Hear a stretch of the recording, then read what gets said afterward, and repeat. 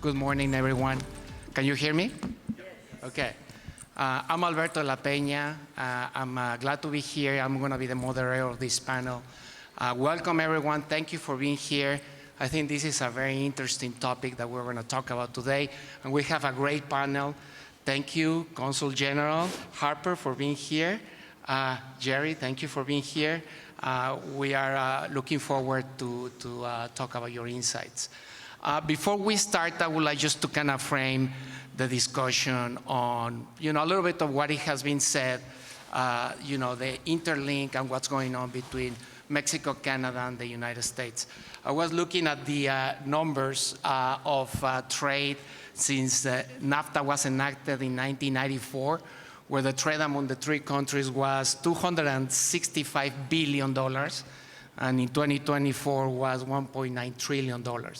And just last year, the Texas-Mexico trade relationship was worth about $281 billion, and the Texas-Canada, $75 billion.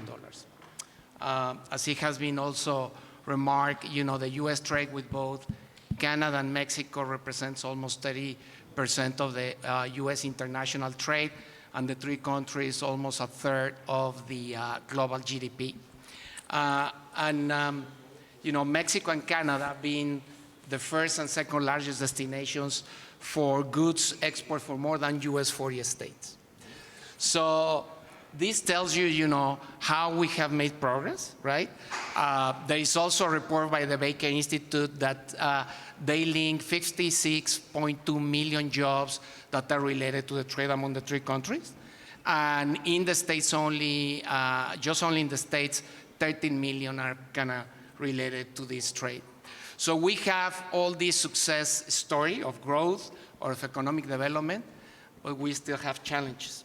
We have environmental challenges, we have immigration challenges, rule of law challenges, and we are now going through the review of the USMCA, a little bit at a crossways, As you know, the USMCA enacted in 2020, replaced NAFTA, and the term of the agreement is 16 years. It has to be renewed at the 60th year, which is this year in July. And kind of, if the parties reach an agreement, it will be extended another 16 years. And if not, it will extend for the remaining 10 years, just with annual revisions, right? And obviously, any party can withdraw from the agreement. So with this background of challenges and things going on, I would like to start the conversation with Jerry. Jerry, you last week were at the North Capital Meridian Diplomacy Forum in DC, which is sponsored by the U.S.-Mexico Foundation and Meridian Foundation. Can you share some of the insights that were discussed in the forum, please? Absolutely. Thank you very much, Alberto. Good morning, everyone. Bonjour. Madam Consul General here. It's buenos dias a todos. It's a pleasure to be with you all. Thank you, Earthex, for the invitation. Thank you, AEM, Gina, and Fernando, for the kind invitation to be part of this program. Consul General and I have been, shared the stage several times, so you're going to have to control really, because we could talk about this topic probably all day. That's a good thing. That's your job. So for us, listening to the words of, the mayor, listening to Consul General Rodriguez as well, and Gina's very powerful message as well. Everyone here, obviously, it's involved in this discussion, gets it. The question is, who out there is the one that is not getting it? So the North Capital Forum that was held last week in Washington, sponsored by the U.S.-Mexico Foundation, was an integral part of the dialogue and the discussion of the North American trade agenda. But it's not just a trade policy agenda, it's really more of the strength of our competitiveness together. President Sheinbaum has said earlier, as she assumed the presidency, that we're stronger together than divided. And those are powerful words when you talk about how, over the course, actually since the discussion of the dialogue of trade with the U.S. and Canada that happened in the 80s, that extended now also to Mexico, it really sends a message that strength together is fundamental to compete. Even in NAFTA, even in the USMCA, Chapter 26 is a chapter on competitiveness. So the dialogue and the discussion that we had in Washington really has been showcasing the message of working together in the private sector, in the public sector, with our Canadian friends and our Mexico friends. I serve on not only on the board of the U.S.-Mexico Foundation, but I also serve as part of the U.S.-Mexico Economic Council. And that dialogue process of the private sector having fundamental discussions, hard discussions, of what we can do to preserve and protect the USMCA.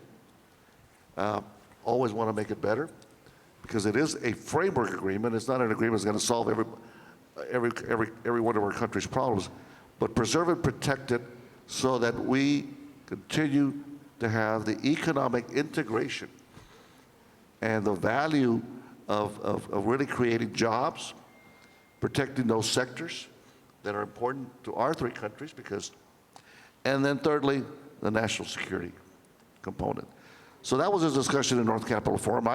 I focused primarily in two areas: discussion on North American workforce development and agriculture. I also have some side discussions about infrastructure and connectivity between our three countries. But the two first ones that I mentioned, North American workforce development, we're really living this conference of EarthX really brings to light the important role that now demography plays.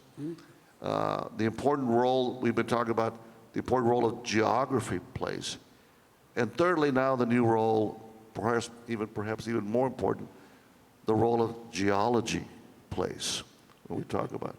So I want you to leave today with those three words in mind: demography,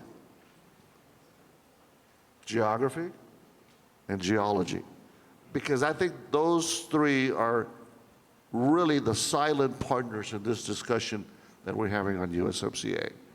We need a workforce in North America that is solid with the right skill set, that is the skill sets of today, meets the demands of today, in order to continue to compete. I've been talking demographics for 30 years, but when we talk about demography also impacting our immigration policies, and when people don't want to talk about it, we must address it. We need to have the right abilities of having the skill set and the ability for mobility of the workforce in the North American region. That includes having an adequate immigration laws and rules that allows that mobility, important. And the second topic of agriculture, really, I tell everybody, you want to follow North American trade? Follow your stomach. Follow your diet. And that's the other element that we discussed heavily in North American Capital. Agriculture is being taken for granted, I think, because we think, well, nothing's going to happen in agriculture. But it is a major sector of our three economies. We have to protect it in the United States. Canada does the same, and Mexico does the same. But how can we all take advantage of having the proper rules where agriculture really allows us to continue to expand, create jobs, and create a brighter future that protects our planet and provides a healthy environment for all of us? That's the discussion we had last week. Great points. Thank you for sharing that discussion. I would like to shift a little bit to Canada, Consul General. What is the relevance of the Texas-Canada relationship, and how the USMCA before and prior to that NAFTA has kind of shaped that relationship? Well, thank you, and good morning. Bonjour à tout le monde. Buenos días a todos y a todos. I can't see with these bright lights if the mayor is still here, but I always like to say hello to his worship, as we say about mayors in addressing mayors in Canada. Y siempre a mi colega, mi buen amigo, el Cónsul General de México. It's very interesting to watch the evolution of this situation when you cite the figures. 76 billion is a lot of money. That's one of the contributions we make to Texas being the #1 trading state. But of course, we do defer to our Mexican colleagues who are at 200. The number I saw was 290 billion, but it's a very impressive number. And for us, that is the evolution of our relationship with the United States and specifically Texas. Just quickly, Canada and the US started working together in the Auto Pact in the 60s, and that seemed to make sense. And so we saw our products there were becoming more competitive. That evolved into the Canada-US FTA, which after Canada debated for 100 years whether we could really have a free trade agreement with a country 10 times our size, we did it, and we felt that that was the future for us.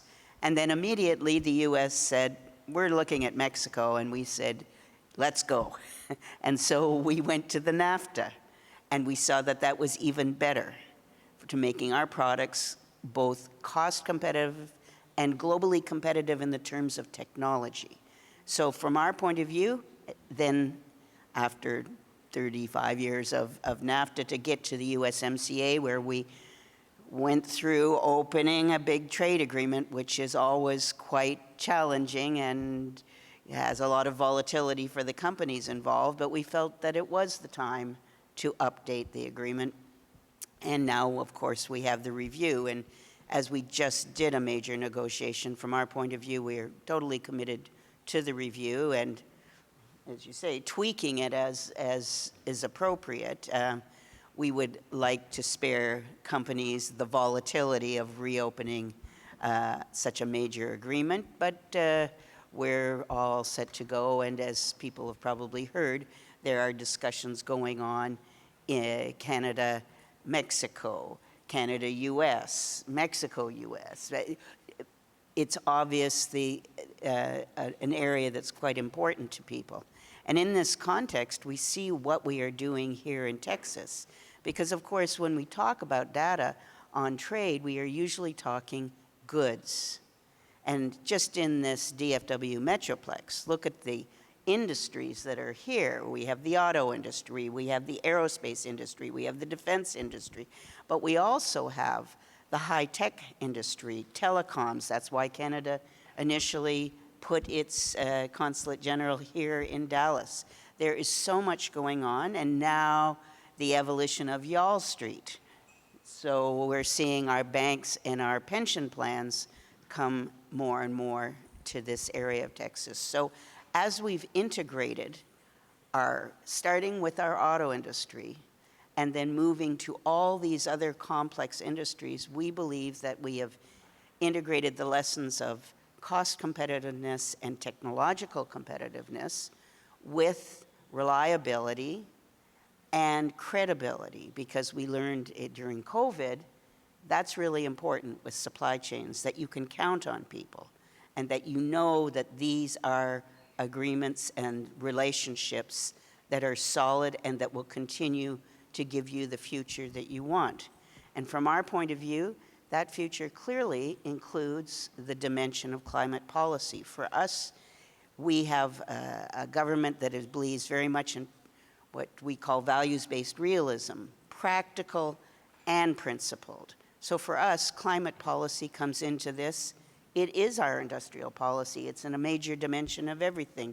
We have a huge clean electrical grid, which supplies a lot of power to parts of the United States. We have an approach to developing our natural resources, and especially critical minerals, which are fundamentally important in some of the new technologies that are very focused on the climate side of things.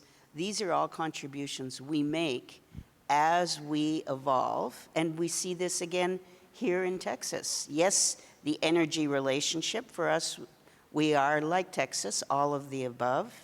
We believe that the oil and gas technologies are important and products are important, but we also see, like here, there are a lot of renewables, and if we can continue to develop them so they are affordable and reliable, that's the future that we are sharing with Texas in the context of the USMCA.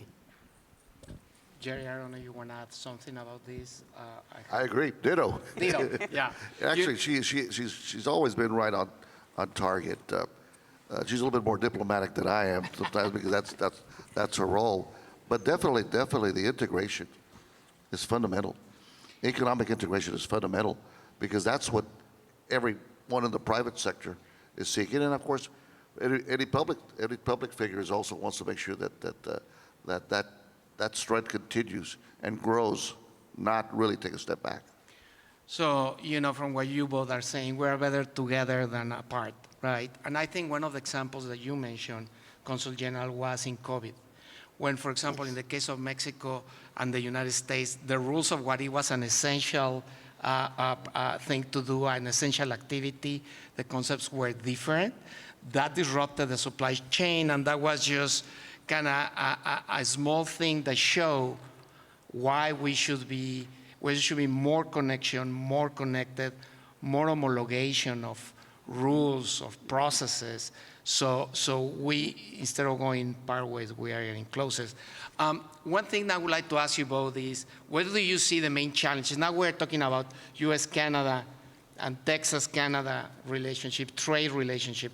Where do you see the main challenges? That's a tough question. I'll start off. I'll tell you what.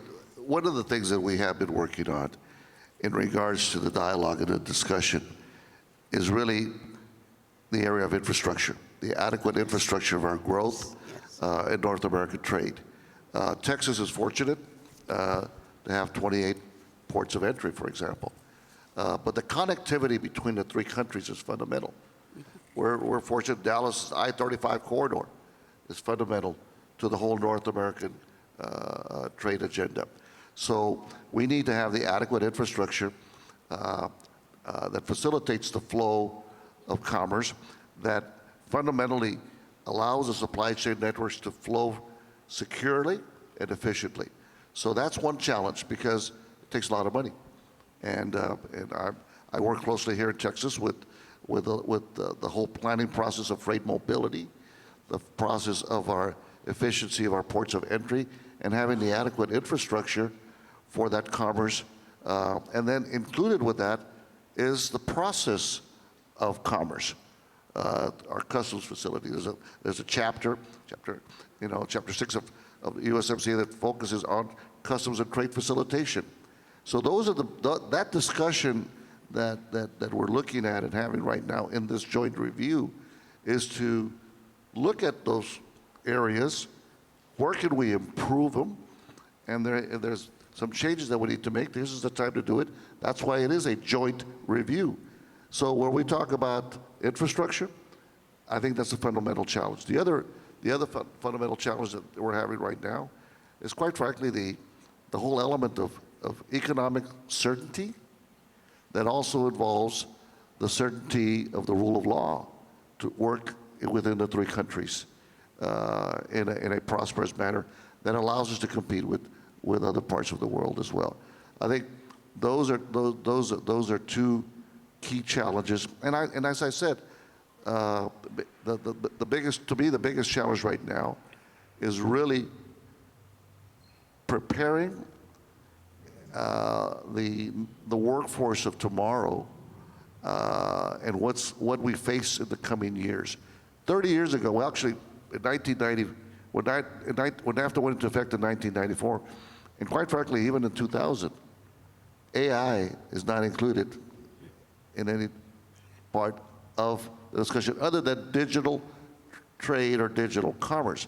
But it was the least understood chapter in regards to USMCA. So those are three challenges that I throw out there, that what will the future workforce and how will AI impact the North American workforce? As you mentioned, for example, how things change so quickly in just 6 years, right? I mean, we didn't have AI, now we have AI. Do you think that, based on your comments, that, for example, in terms of infrastructure, processes, the treaty or this review will go deeper in more kind of detail? Do you think, Jerry, in terms of expanding, trying to tackle those challenges? I will tell you, in the area of infrastructure, I will tell you that even Canada is more advanced than we are. They have privatized, actually have 2 private sector ports of entry, way ahead of many of us in the U.S. and even Mexico. Even Mexico is more advanced when they privatized roads and highways. So we in the United States, our system really is lagging in planning, funding, adequate funding, and allowing perhaps private sector engagement in that infrastructure. So I think that's one thing that we should look at our friends in Canada. They've got, their Ambassador Bridge, for example, that is in Windsor and Detroit. Their Gordie Howe Bridge, that's there as well. So that's private sector engagement, and the private sector needs to have that engagement, and the government needs to allow the private sector to be a partner in planning the adequate infrastructure. That's one thing that we're looking at here in Texas as well. We're looking at 2 private ports of entry as well. We'll see. Time will test the success of those, as our friends in Canada have had. Maybe I could just add a few words. We cover in our Consulate General 5 states. So I was in DC last week as well with chambers from Oklahoma and chambers from North Texas. And in fact, yesterday and the day before, I was in Little Rock with chambers from Arkansas. And I think when you talk about the challenges at the moment, the elephant in the room is the great deal of change in the U.S. policy on trade. That's clear. And the U.S. is a sovereign nation. It has the right to change its policies. There are implications, of course. And Canada is a sovereign nation. Mexico is a sovereign nation. Each of the countries has the right to change its policies. But as Winston Churchill said, and I think Rahm Emanuel rephrased, never let a good crisis go to waste. There are lots of opportunities in this as well. For example, coming back to Jerry's point about infrastructure, what's important at this point, we believe, is not just to talk about infrastructure, it's implementing it, it's building it, and building it as quickly, as cleanly as possible so we can facilitate the changes in policy. I heard about a bauxite plant that may be being built in Oklahoma. Takes a lot of energy, and it takes time to build this. A huge part of our trade with Texas and with the U.S. generally is energy. Well, the refineries in the Rocky Mountains and in the Midwest, they are refineries built to process Canadian heavy oil, the crude oil that we bring down from Alberta and Saskatchewan. This is how intricately we are integrated, and you can't just change that overnight. So even if you have policies that change, as you're saying, infrastructure needs to change, and it needs to change quickly. And from our point of view, we have a prime minister who has worked on the combination of climate and finance. This is an important element to bring into it. It's part of our policies on how to change. And when the new infrastructure is being built, as we look to take our products both east and west to other partners, as we grow our partnerships outside the U.S. as well, the infrastructure is very important. But so is this overall challenge of rethinking the partnerships that we have, as I said, in the U.S. case, been building really in this integrated way since the 60s, and with Mexico since the 80s and 90s. And from our point of view, we see this as diversification. as a target, which does not take anything away from our Canada-US relationship, our Canada-Texas relationship. We intend to keep building that. But what we want to do is build more with other partners. Mexico is an obvious partner that we want to increase our relationship with. And in fact, last year, our new government took office in March. In September, the Prime Minister was in Mexico meeting with the President. And since then, our head of state, who is the Governor General, has been down there. And we just had a huge Team Canada delegation because we are looking to grow our relationship with Mexico, both trilaterally and bilaterally. And it's, as I think you've said before, you can't do cross-border trade if you don't have cross-border security. And we know this, and Mexico knows this, and the US knows this. Well, when we are down in our meetings in Mexico, that is definitely a part of the relationship. We value that, Mexico values that, the US values it. So we see these opportunities to grow the relationship in new ways as part of the flip side of the challenges of the volatility that all those chambers that we've been speaking to in North Texas, Oklahoma, and Arkansas underline to us are definitely having an effect on business. Thank you. That's very to the point. And I think what you mentioned is the tension between policy and reality. And policy cannot change reality overnight. And the reality always somewhat imposes to policy, and, besides any politics, we see day-to-day businesses in the US and Mexico operating exactly the same as they have been in the last 30 years, no matter what politicians say about one thing or the other. So that's a very, very interesting. I would like to shift a little bit to the Texas-Mexico, US-Mexico. Jerry, what is the relevance and the main things that you will highlight in the Texas-Mexico trade relationship?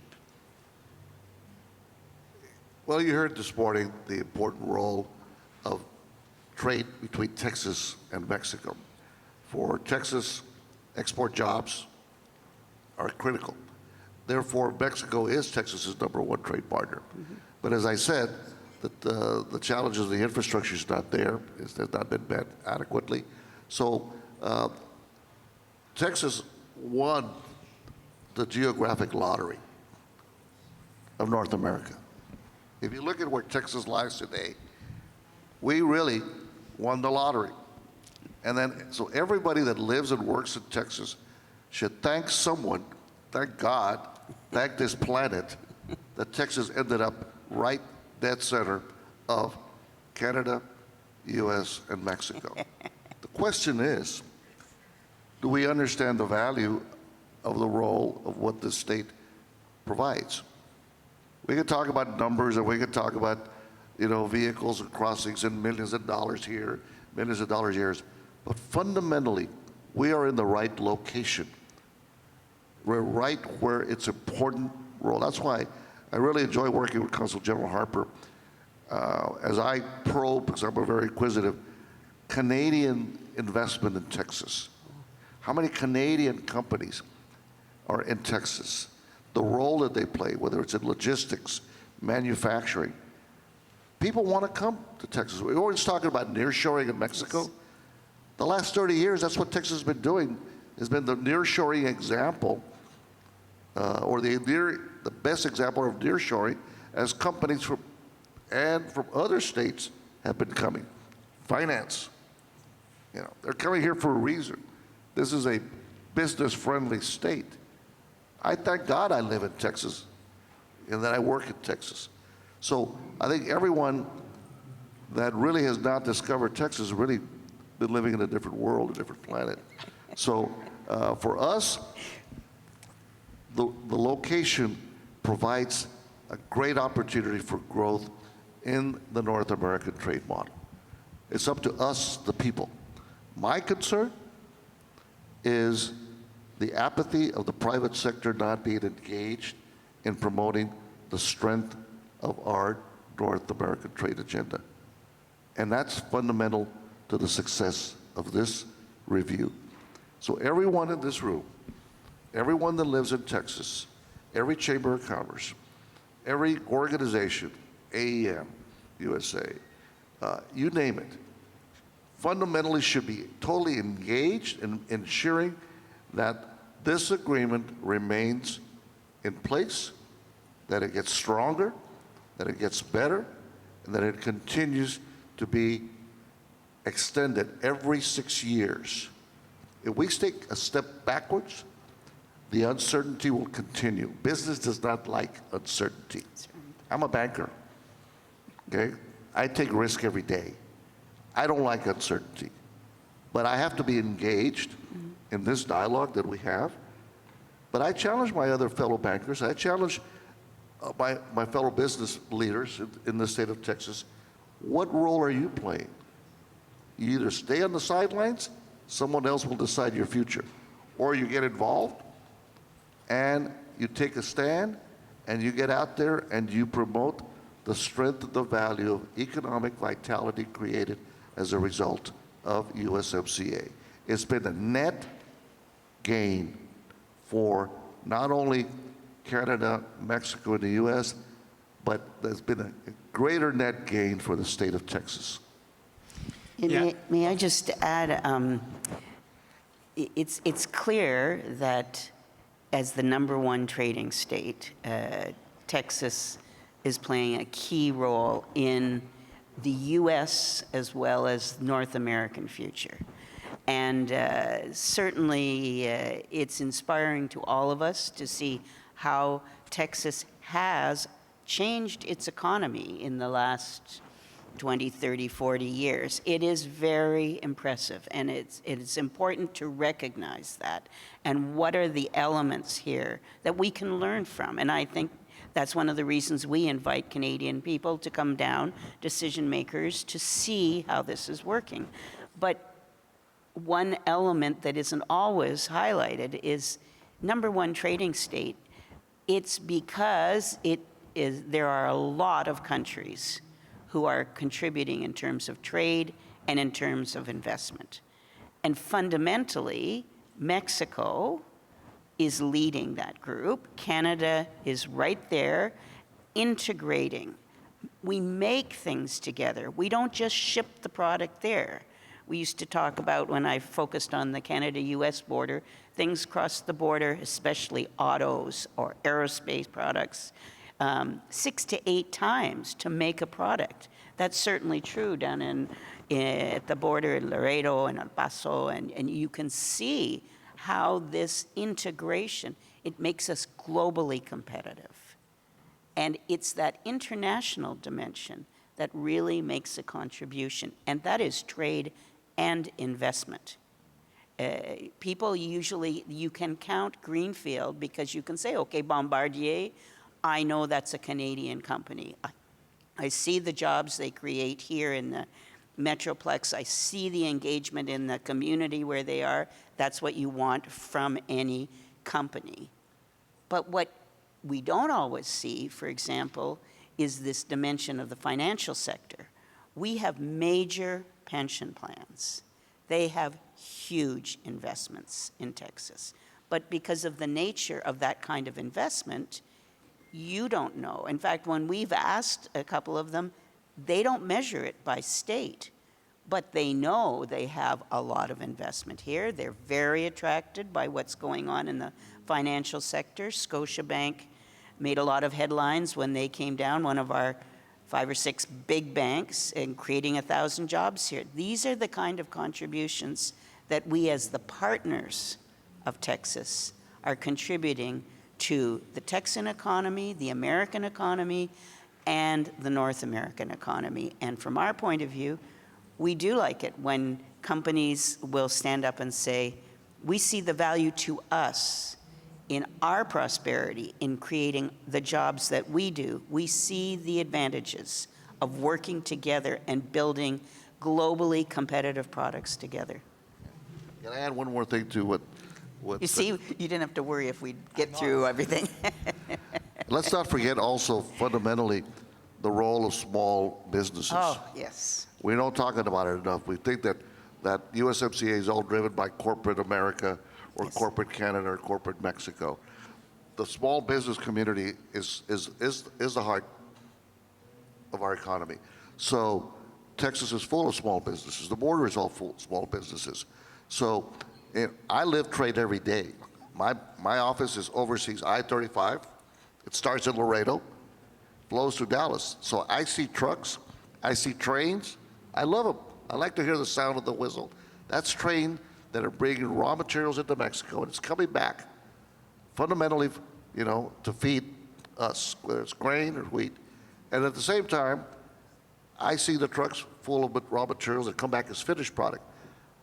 Fundamentally, North America model is a model that is the envy of the world. That's why people really want to take something away from us. Now, it's up to us that that doesn't happen. So what we've created and cultivated between our three countries, the small, medium businesses, corporate America together with the public sector partnership, that's what really allows us to continue to have that great model of economic vitality. Could I also add, the 5 states that we work with, Texas, New Mexico, Oklahoma, Arkansas, and Louisiana, have one major thing in common: the 3 key sectors: energy, agriculture, and logistics. The agricultural organizations are supporting the USMCA, and we talk to the farm bureaus in all 5 of our states, and they are very clear on the value to them as farmers and ranchers of participating in a North American market and a North American production scheme. We were just talking to them, as I said, yesterday in Arkansas, the Arkansas Farm Bureau, and they echoed what we've heard from the Texan Farm Bureau right here in Waco, how valuable this relationship is. Energy, well, a commodity. You build the infrastructure, it'll flow. And we have built the infrastructure in North America. And we know that in Mexico, people are looking at the future there as well. And that's going to be very interesting. And we've certainly heard some of the quiet discussions that are going on there. And then logistics, as you say, right here, we're in the center of North America. Look how many people are involved in that, and look how much of the industry here in Texas, in the Dallas-Fort Worth area, and we're at the heart of North America here, east, west, and north, south. And so to me, you add to those 3 basic sectors, all of which are North America. They're stronger because we are working together in all 3 of those. Then they build the base for some of the other sectors that we've been talking about here. We've been delivering the message for years. I have, particularly in Washington and in Mexico City, the value of the investment in Texas. Oh, Okay, I'm in the banking sector for 43 years. For the first 20 years of my career, I spent a lot of my time really working with U.S. companies that were looking at Mexico as an option for their manufacturing platform. The last 20 years, I've been spending working with Mexican companies expanding into the United States, into Texas. That's why AEM plays a key role in helping them create jobs in Texas, invest in Texas, pay taxes. That's the message that sometimes gets lost, because we all go back to our homes and we work. But the message needs to be delivered, the right message. And Canada's been doing the same. So that's the beauty about what this agreement is all about. How can that continue to grow, protect it, preserve it, make it better every day? But it depends on all of us, the people. Jaime Serra, when he was negotiating for NAFTA, would remind the U.S., the Mexicans, and the Canadians, let's not forget that governments don't trade, Yes. people trade. So I said it this morning, if it has to be, it's up to me. My company, yours truly, hand in hand with our friends from Canada, hand in hand with the consul generals and our friends in Mexico, we must work together to protect it, preserve it, to make this USMCA the strong agreement that it has been. No, those are great points, and Texas is a great location, right? 68% of the U.S.-Mexico trade goes through Texas, and this, the reality surpasses, policies and many times governments, because as you mentioned, Jerry, you see Mexican businesses coming to here, Canadian businesses going to Mexico. So it is a flow of business that is just based on that. And also it has also other consequences, we are more integrated, we have more immigration.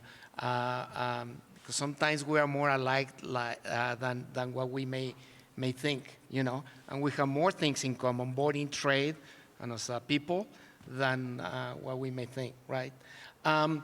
Where do you see, and this is for both of you, the main opportunities instead of what type of businesses are growing in this environment? I mean, where are the new opportunities?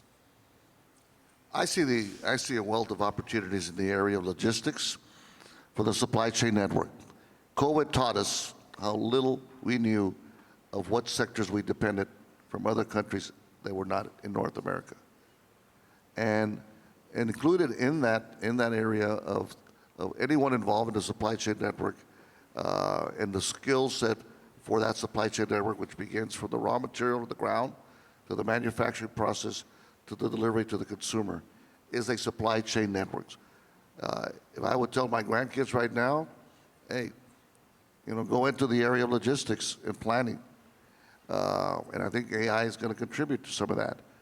Another area that I think there's a great deal of opportunity as a result of COVID is pharmaceuticals, that sector as well, where we need, that's where we should be working in the emphasis of reshoring and bringing back a lot of that element of pharma that is fundamental. And I think the third opportunity is one that people may not see it as an opportunity, but it's a fundamental part of what I've been talking about, North America workforce, is that immigration we need to have a policy, a North American policy on immigration, respecting the sovereignty of our three countries and the laws and the rules. But we need to have that mobility that a welder that is in Silao for Bombardier can also come to Kansas in Bombardier and then go to Toronto, and contribute to Bombardier or any other North American company. And that model of that immigration visa is acceptable to the three countries that allows them to contribute. Especially, and I say it to the welders because the average welder in the United States is 52 years old and Mexico at 22 years old. So those skills that are necessary for the sectors of the North America, critical sectors, pharma, manufacturing, logistics, are just examples of, I think, where I see plenty of opportunities. Again, I echo your earlier point about agriculture. Agriculture, we know we need to be able to rely on our supply chains for food. That's fundamental to our people and our economies.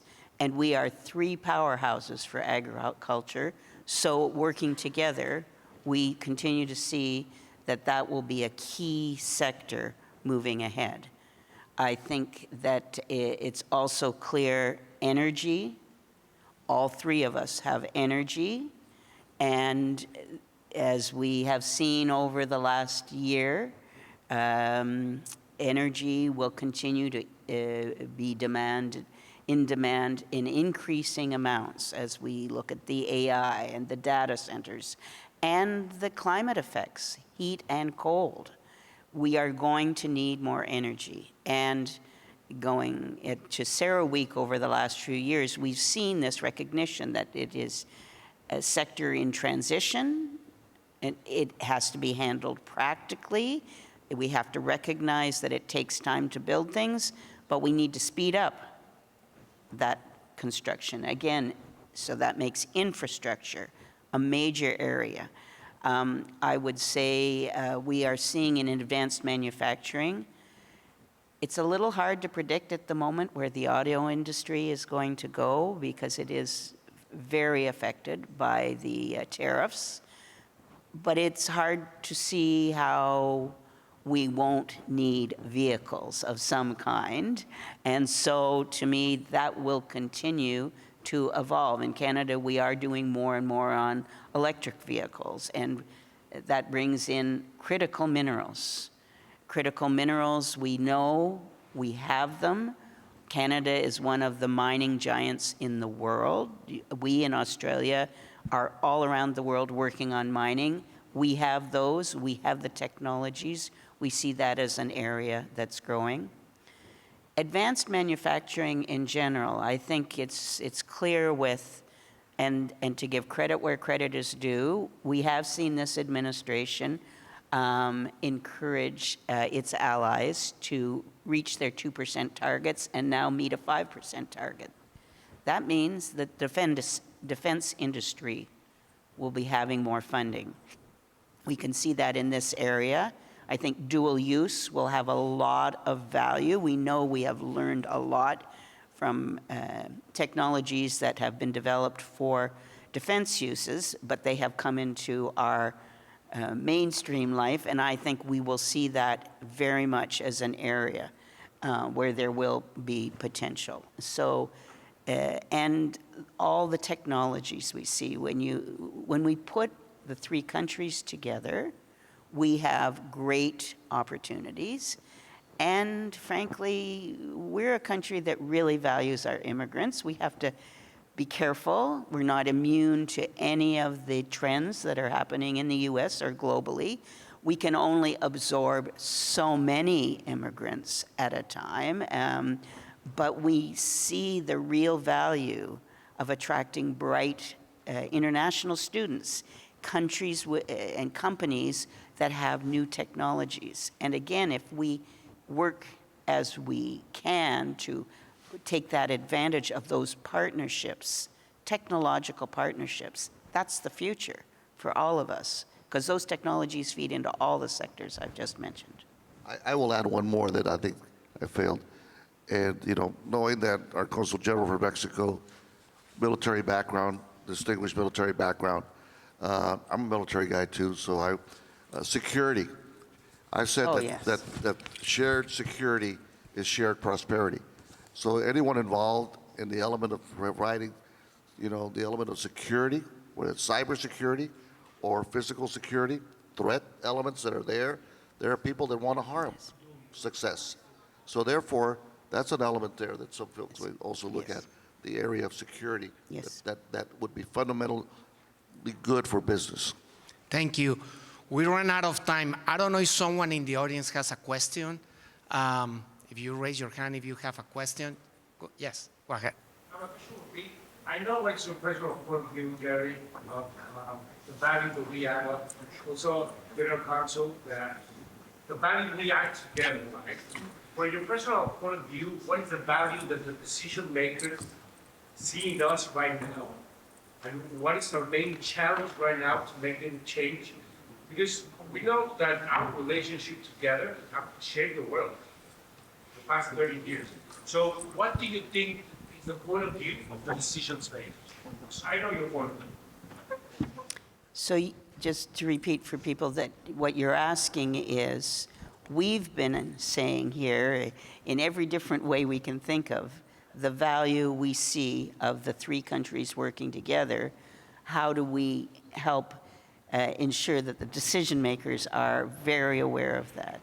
To me, the number one way that will be done is that American companies tell their representatives, and as high as they need to, how good this is for them, how much prosperity it is creating, how many jobs they are creating, how much they are contributing to their communities. The key factor here, Jerry referred to it too, is American companies saying this is fundamentally good and important for us. Yeah, I'd like to see a policy of common sense that says North America first, okay? And therefore, I think it's important that we deliver the message to our public officials that we, the private sector, have got some common sense ideas, and then hopefully that influence falls into the right ears. And I spent a lot of time in Washington telling the story of the importance of this relationship, but we need a lot more warriors. Gina, Fernando, many of you all in this area, you need to be engaged. You need to be involved, and I can't say that enough. Yeah, great. Thank you. We can take one more question. Yeah. Thank you very much once again, all President. We talked a lot about the value of the relationship between the three countries and the trade. But I want to hear a little bit from you that you're inside the conversations. What are the risks that you see in the revision of this of the USMCA right now, and if any, if you see any risks on what's coming? Sorry, couldn't hear. So the risks of the USMCA at this point, is this what you're asking? Yes, of the review. Well, I think Canada has understood something that I believe Mexico has understood for many generations. We are beside the biggest economy and a superpower that is much greater in size and population and financially than we are.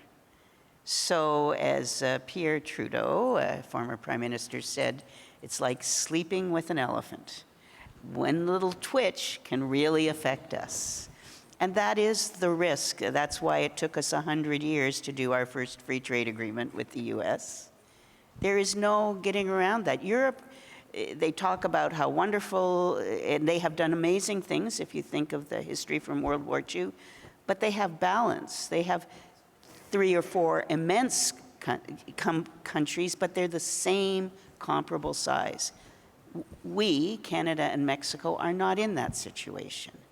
So yes, when you're sleeping with an elephant, there are risks. There are also great opportunities. And that's why, from our point of view, the opportunities have over time outweighed the risks. But we're certainly evaluating those risks in different ways. And from our point of view, and I'm sure in Mexico too, diversification is important, not to take away from that relationship, the trilateral one, but to add to it, to give us some balance. Don't put all your eggs in one basket. I think we're more than an elephant. We're more like a dancing bear, a dancing big bear. Thank you for those insights. I think it has been a great discussion. Please join me in thanking our panelists. Thank you. Thank you so much.